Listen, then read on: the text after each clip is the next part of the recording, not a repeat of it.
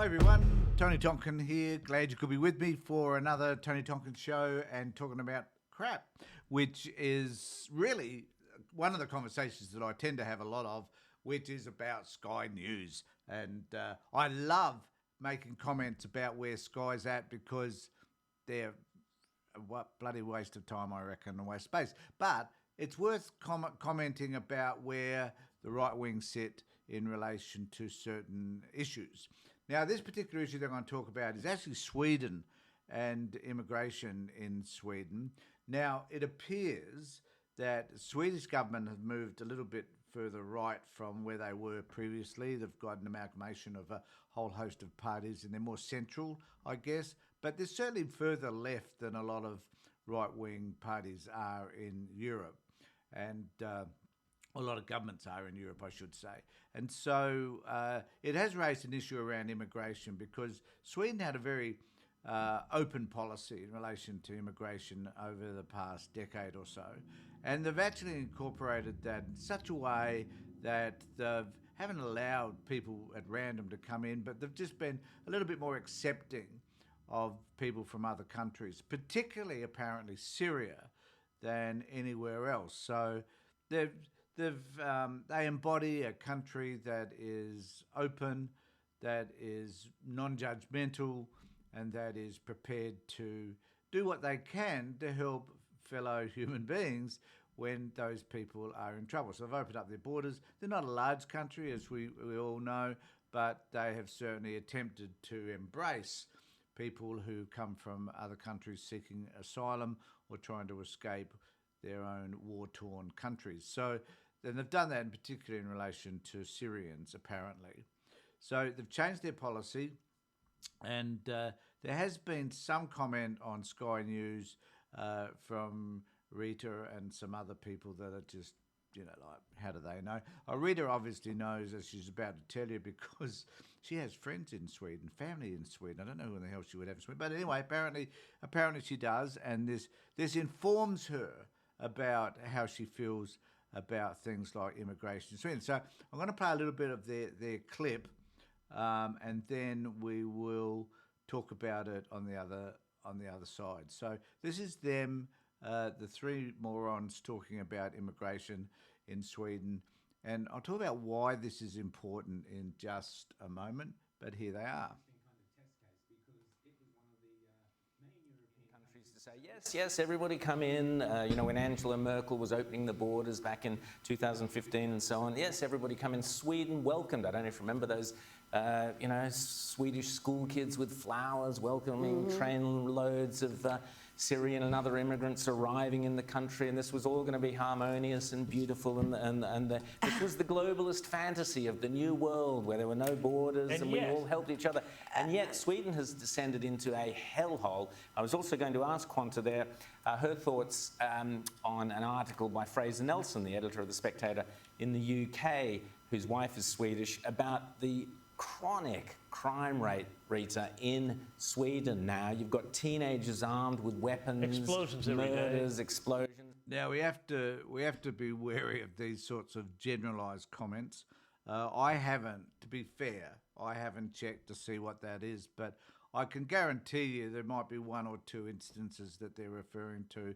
But the fact that it's kind of exploded in the way that it has is probably, I guess we need to be sceptical of that to start with. And it's all fuelled by basically the open borders. These are young jihadist gangs.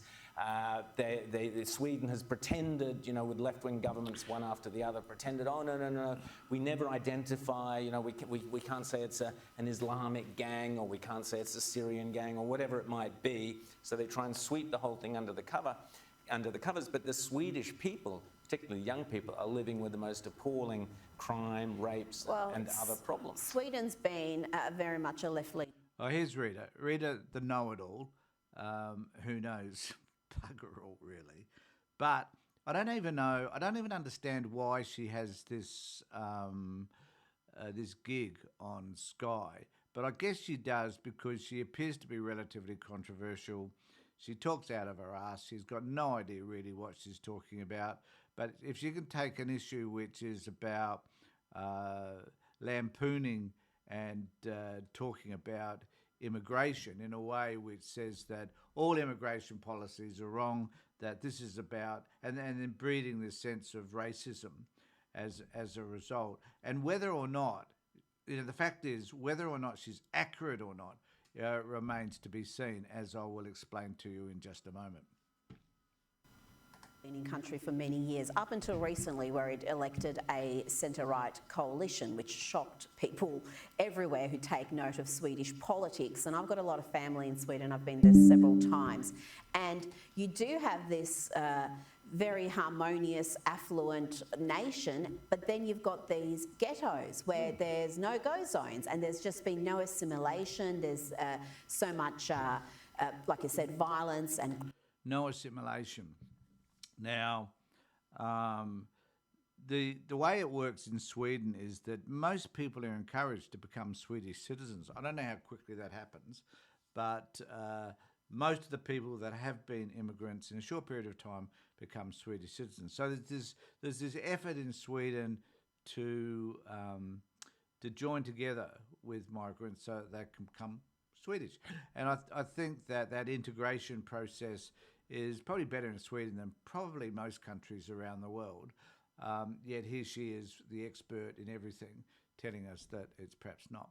Crime and hostility, and Sweden no evidence to support any of this, I hasten to add. Has gone from one of the lowest crime rates really anywhere to now having significant problems in certain areas. Significant problems. It's gone from the lowest crime rate to having significant problems. So the inference there is it's gone to a high crime rate. That's not necessarily true.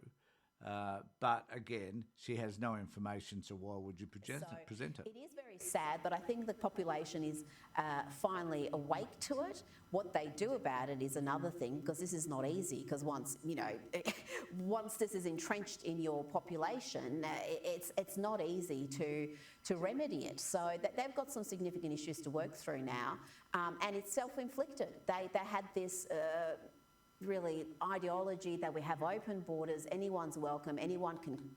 It wasn't an open border, it was just more accepting of immigration than what most other countries had been doing in Europe, which is just, the way they are in Sweden. And no criticism of them for that. In my view, they've done the right thing. But now I want to take us to an article which was written in US News. So anyway, it was an interesting article about Sweden's role. I just want to read a couple of paragraphs which just may tend to help us to understand whether Rita's talking out her ass or not. I think she is. So this is what they had to say. On a similar note, there are the issues around how immigration is discussed in the country, especially by followers of Swedish Democrats. Specifically, there has been a sort of merging of migration and crime in discourse, even though there is no sort of research showing that there exists such a causal kind of relationship. So that's the relationship between crime and immigration. There is no research to suggest that. This is a postdoctoral researcher at the University of Gothenburg School of Global Studies. In 2017, for example, Sweden's Minister of Foreign Affairs had to distribute a press release providing facts and context. She didn't deliver this to Rita, though, I hasten to add, providing facts and context to combat the dissemination of simplistic and occasionally inaccurate information about migration, integration and crime in the country. The radical anti-immigration policies the new government is now pushing means that migrants will likely continue to be stigmatised. Oh, really? You're going to love this, adds Andrea Speer, an associate professor in political science, also at the University of Gothenburg. As parties like the Sweden Democrats gain influence, migration-related stereotypes will remain a political talking point, experts say. Quote, they have perhaps also an interest in keeping that issue alive because they think people will vote for them as long as immigration is perceived as a problem, end of quote, Perusel says. Begin quote. So I would, personally, not think that the current attitudes will go away quickly. Now, my take on all of that is that says exactly what Rita, other people that are anti-immigration, anti-people, and I get a bit confused because my guess is at some point Rita's family were immigrants. So why push back against immigrants? Because they want to make it about something that's contestable, such as crime. So they try and conflate the two together and say that crime rate. We had this thing about Somalians in Melbourne not all that long ago, and it made a big deal. And it was, there was some. For Christ's sake, why don't we make it about the mafia and Italians or something? I mean, why don't we make it about any particular group that seems to have influence and power? Why not make it about white people who are politicians? I mean, for Christ's sake. But we have to make it about some other people, particularly colour, somebody coming from a different country, someone with a different culture. We have to make it about them in order to give it some sense of validity. And it's wrong. It's wrong. It's just people trying to seek a new way of living in a country that offers them some form of change and provides them with opportunities they probably wouldn't have in where they initially came from or from their home countries. So, we did it with the Vietnamese people back in the 70s. We've done it with Malaysian people. We've done it, for years. We've battled with this notion of immigration. But when they start to bring crime together, this is when the right wing really are, I guess they're trying to create an issue which basically, as this article said, doesn't exist. But they're working hard at it. So I just want to say to those people that are online, that if you're watching this on YouTube, I'd really love you to subscribe. Trying to get my numbers up as best I can by June.